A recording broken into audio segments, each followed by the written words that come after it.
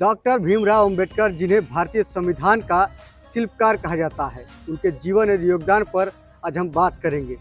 कैसे एक बालक भीम बना आधुनिक भारत का निर्माता। छुआछूत और भेदभाव के खिलाफ बाबा साहब का ऐतिहासिक संघर्ष।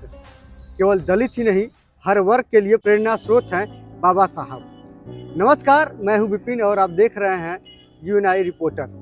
आज हम बात कर रहे हैं एक ऐसी शख्सियत की जिसने न केवल भारत का भविष्य लिखा, बल्कि करोड़ों दबे कुचले लोगों के सिर उठाकर जीने का हक दिया।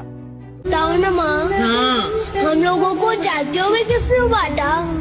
मुझे नहीं पता, बस सब लोग मानते हैं किसी किताब में लिखा होगा। किताब में गलत लिखा होगा तो क्या गलत ही मानेंगे? जिस दिन मैं किताब लिखूंगा सबको बराबर का हक दूंगा। डॉक्टर भीमराव अंबेडकर, जिन्हें हम प्यार से बाबा साहब कहते हैं, उनका जीवन संघर्ष और उनकी विद्वता और देश के प्रति उनका समर्पण आज भी हर भारतीय के लिए एक मिसाल है। मध्य प्रदेश के महू में जन्मे भीमराव अंबेडकर का शुरुआती जीवन चुनौतियों से भरा था। उस दौर में समाज की कुरीतियों और जातिवाद ने उनके कदम कदम पर मुश्किलें खड़ी की, लेकिन भीमराव के इरादे फौलादी थे।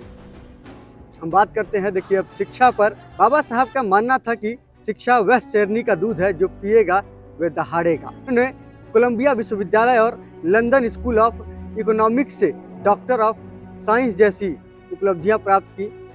यह अपने समय के सबसे शिक्षित भारतीय में से एक थे। बात करेंगे अब सामाजिक न्याय और महाड़ सत्याग्रह की। जातिवाद के खिलाफ अपनी लड़ाई को उन्होंने सड़कों तक पहुंचाया। 1927 का महाड़ सत्याग्रह इसका गवाह है, जहां उन्होंने दलितों को सार्वजनिक तालाब से पानी पीने का हक दिलाने के लिए संघर्ष किया। उन्होंने मूकनायक और बहिष्कृत भारत जैसे अखबारों के जरिए अपनी आवाज़ बुलंद की। अब बात करते हैं बाबा साहब के संविधान निर्माण करने की। भारत की आज़ादी के बाद उस देश को चलाने के लिए एक कानून की ज़रूरत थी। तब जिम्मेदारी बाबा साहब के कंधों पर आई। प्रारूप समिति यानी कि ड्राफ्टिंग कमेटी के अध्यक्ष के रूप में उन्होंने एक ऐसे संविधान की रचना की जो धर्मनिरपेक्षता, स्वतंत्रता और समानता पर आधारित है। अब बात करते हैं महिलाओं और श्रमिकों के लिए उन्होंने क्या कार्य किए।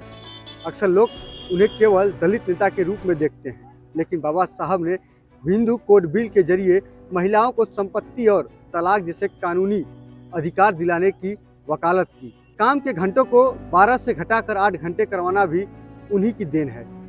डॉक्टर भीमराव अंबेडकर का जीवन हमें सिखाता है कि परिस्थितियाँ चाहे कितनी भी विपरीत क्यों न हो, ज्ञान और दृढ़ संकल्प से आप दुनिया को बदल सकते हैं। आज बाबा साहब हमारे बीच नहीं है, लेकिन उनका दिया हुआ संविधान हर भारतीय की ढाल बनकर खड़ा है।